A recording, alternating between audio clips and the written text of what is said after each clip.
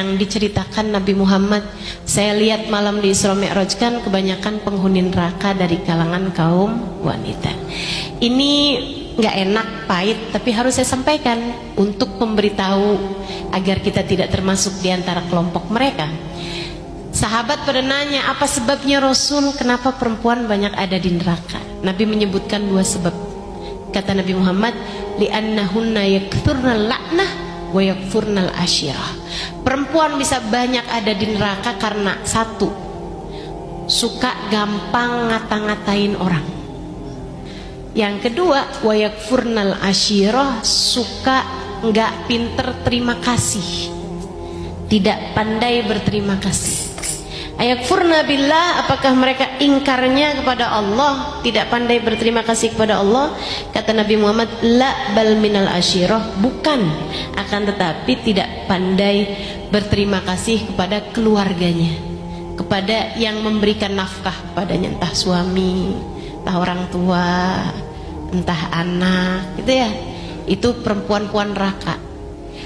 In ahsantum bihinna sanah, kalau kamu bikin baik sama perempuan neraka setahun, kemudian kamu jahatin sekali, dia akan bilang kamu nggak pernah bahagiain saya sama sekali.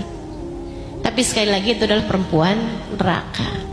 Kita mudah-mudahan calon penghuni surga.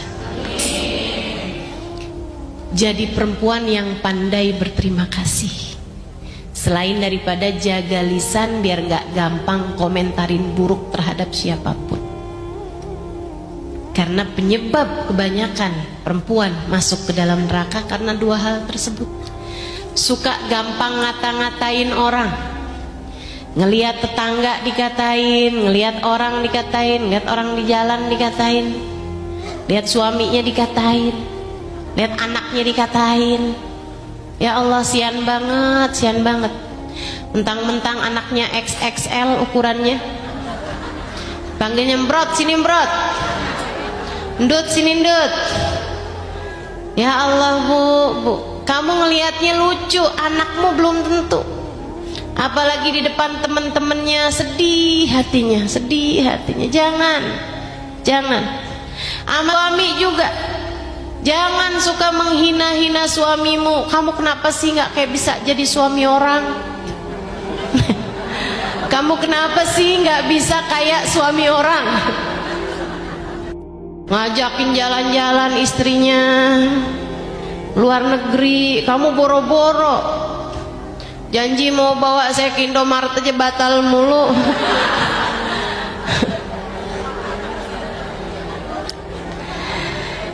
Ya Allah, ya Allah.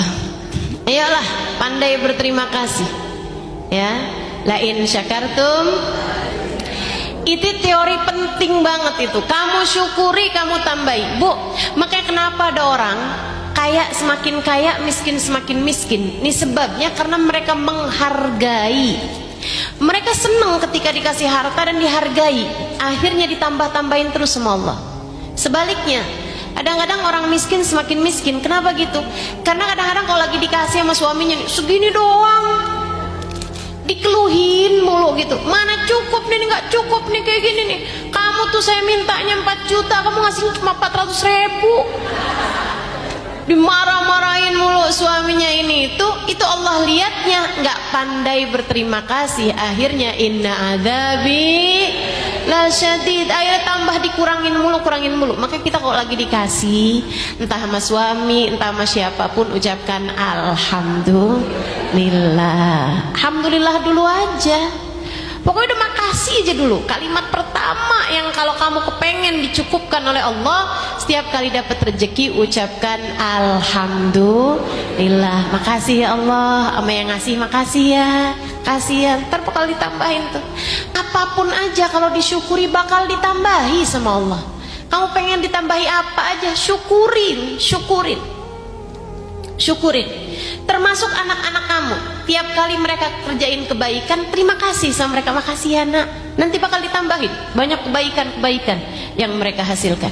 Tapi selebihnya kalau dia lagi bikin kesalahan, maafin aja udah, lupain aja udah, biar kebaikannya tambah banyak sementara kesalahannya nggak jadi banyak. Tapi kalau kamu begitu anakmu bikin kesalahan, kamu hargai banget gitu. Kamu kok bisanya sih bikin kayak begini?